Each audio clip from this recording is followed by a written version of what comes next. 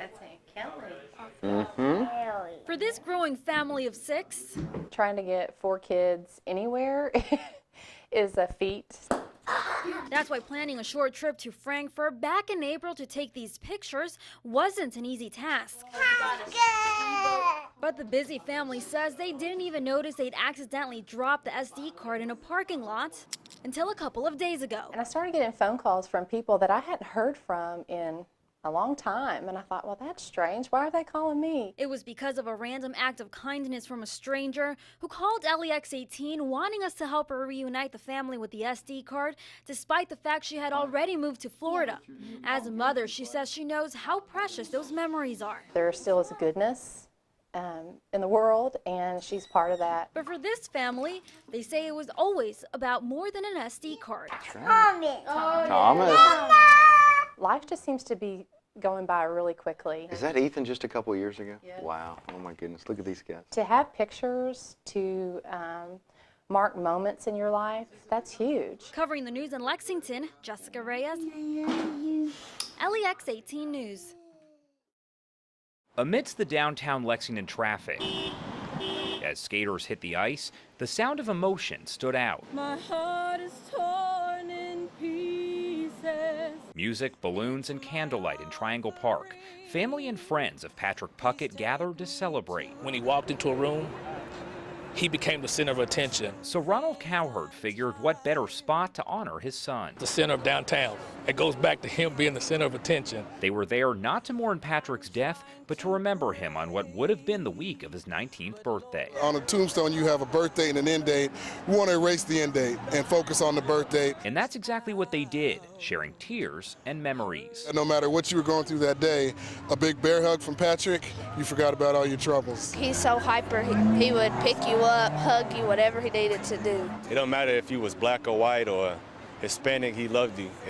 If he was cool with you, then he loved you. Patrick played football, basketball. He was a high schooler, a brother, a son, and a friend. Even though he's gone, he's never forgotten, and it will always have a little piece of my heart. Patrick will never be forgotten. Never. Covering the news in Lexington, Still my soul. Josh Breslow, LEX 18 News. Boxes of rubble,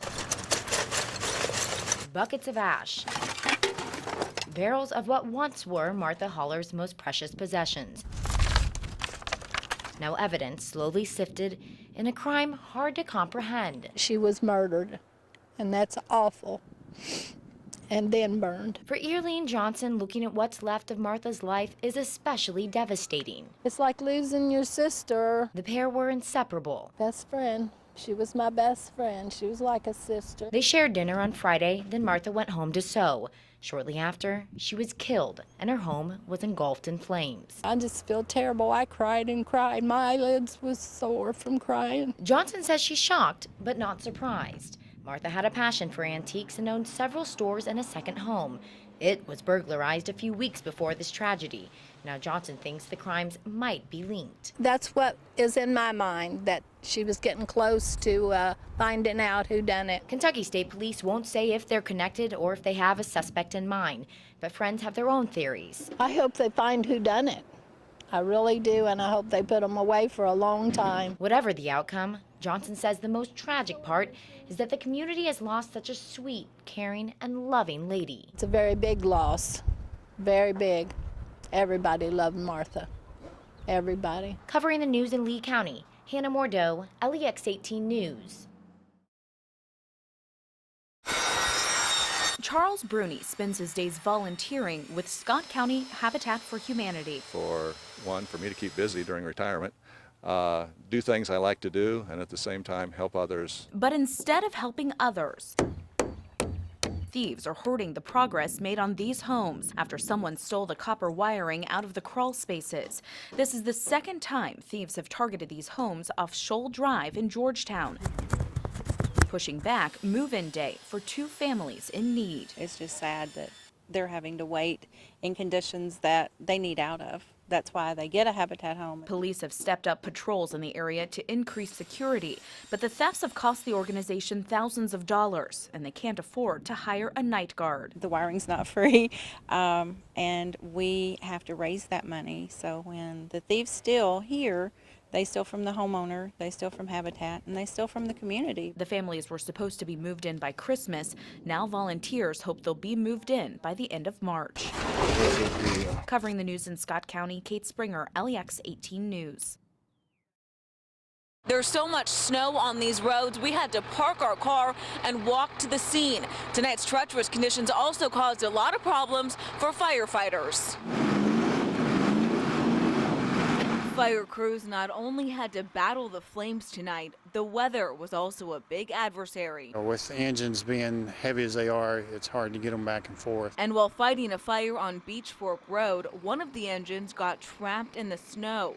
Firefighters say this setback isn't the only problem they have on brutally cold winter nights. We have deploy our hoses on the ground. They're going to freeze, and we had to take them back to the station, thaw them out, clean them, and it's a real mess. And with this snow and stuff, it's hard to actually get the engines right where the fire is. Neighbor Thomas Trickett watched as the big emergency vehicles rushed down this small, icy one-way road. Dogs were howling, and kids were really jumping out to the windows to see what's going on. In fact, Trickett even got his own truck stuck in the snow after talking with us. Road crews showed up to help free Trickett and the engine, but after 2 failed attempts, a bulldozer was eventually called in to do the job.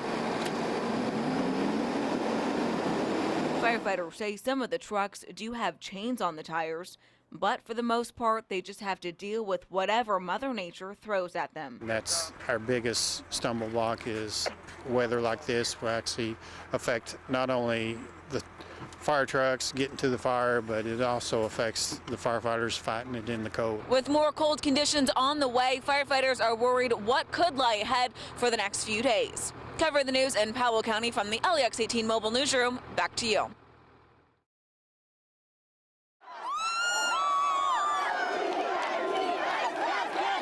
At the sound of the final buzzer, True Blue fans began the celebrating. State Street, a popular destination, as thousands crammed together to honor the Cats' big win over the Cards. It's amazing!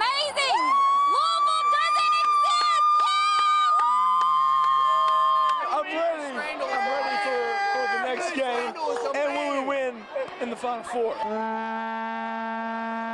Similar to the 2012 win, several couches found themselves under attack and up in flames. You know what? In UK land, it's kind of expected. According to Lexington police, 2 people were arrested amidst the madness. A student charged with theft, and another guy for disorderly conduct and alcohol intox. I'll be honest, we could have made more arrests, but we used discretion and we realized that it was a celebration, and we kept that in mind the whole time. Commander Ken Armstrong says despite the fires and the large crowds, no one was in harm's way, property damage was, quote, minimal, and there were only a few minor injuries. I'm actually pretty proud of most, if not all, the people that were down there. But keep in mind, Armstrong says, police will take another look at pictures and video taken overnight to see if anyone else will face charges.